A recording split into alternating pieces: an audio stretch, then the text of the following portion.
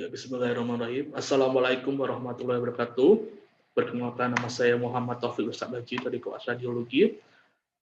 Di sini saya ingin mempresentasikan book reading saya. Judul bukunya yaitu Learning Radiology Recognition the Basic. Untuk chapter yang akan dibahas yaitu chapter 1 berjudul Introduction to Imaging Modalities. Jadi untuk di bab 1 ini akan menjelaskan secara singkat tentang sejarah ditemukannya radiologi, dan kemudian ada beberapa imaging juga yang akan dijelaskan secara singkat.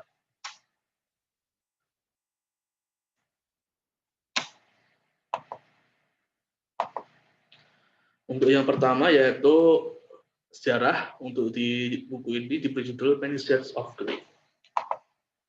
Jadi pada tahun 1895 Wilhelm Röntgen yang bekerja di laboratorium di Würzburg, Jerman, menemukan suatu sinar baru yang dinamakan sinar X. Seperti saat ini gelombang radiografi konvensional biasanya disingkat menjadi X-ray yang ditemukan tadi, dihasilkan oleh kombinasi radiasi pengion dan cahaya yang mengenai permukaan fotosensitif yang menghasilkan gambar kemudian diproses menjadi terlihat. Awalnya pemeriksaan film dilakukan di kamar gelap, kemudian berisi bahan-bahan kimia, dan film tersebut digantung sehingga kering. Kemudian untuk film-film yang ditafsirkan secara segera, film-film tersebut akan diambil, tapi dalam keadaan basah dan masih terdapat tetesan bahan kimia. Kemudian lahirlah istilah bacaan basah. Dan kemudian akhirnya muncullah radiografi digital, di mana foto dari radiografi tersebut nanti akan disimpan dalam kaset positif atau video yang dapat diolah oleh pembaca elektronik, dan gambar tersebut disimpan dalam format digital. Yang pertama kita akan membahas tentang konvensional radiografi atau foto polos. Gambar yang dihasilkan melalui penggunaan radiasi pengion, yaitu produksi sinar X, tetapi tanpa bahan kontras, disebut radiografi konvensional. Keuntungan dari radiografi konvensional adalah murah dan dapat diperoleh di mana saja. Namun untuk kerugiannya yaitu dari radiografi konvensional adalah kisaran padatan yang terbatas dan dapat ditujukan dan ketergantungan pada radiasi pengionnya. Ya, jadi sebelah kiri ada contoh dari foto polos foto polos toraks. Kemudian di buku juga membahas tentang 5 densitas dasar yang dapat ditemukan di foto polos, yaitu ada udara, lemak, kalsium, logam. Jadi untuk udara akan tampak gelap pada radiografinya. Kemudian untuk lemak ada warna abu-abu. Kemudian untuk jaringan lunak, karena jaringan lunak dan cairan itu tampak sama, nanti akan tidak mungkin membedakan antara dot dan darah dalam fotografinya.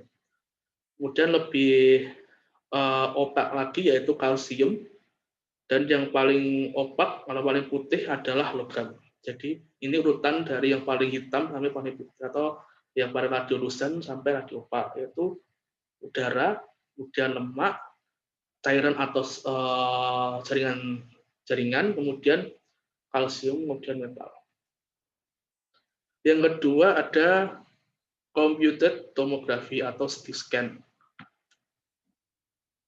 Jadi pemilihan CT scan pertama kali ditemukan pada tahun 1970-an.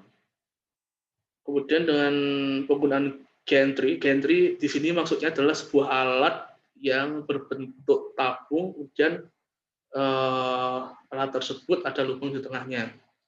Dengan berkas sinar X yang berputar dan beberapa detektor dalam berbagai lari, kemudian dapat digunakan gambar 2D seperti irisan. Kemudian format dapat diperoleh dalam berbagai bidang pencitraan. Kemudian CT scan terhubung dengan komputer dan diproses langsung menggunakan algoritma misalnya gambar yang kualitas bagus.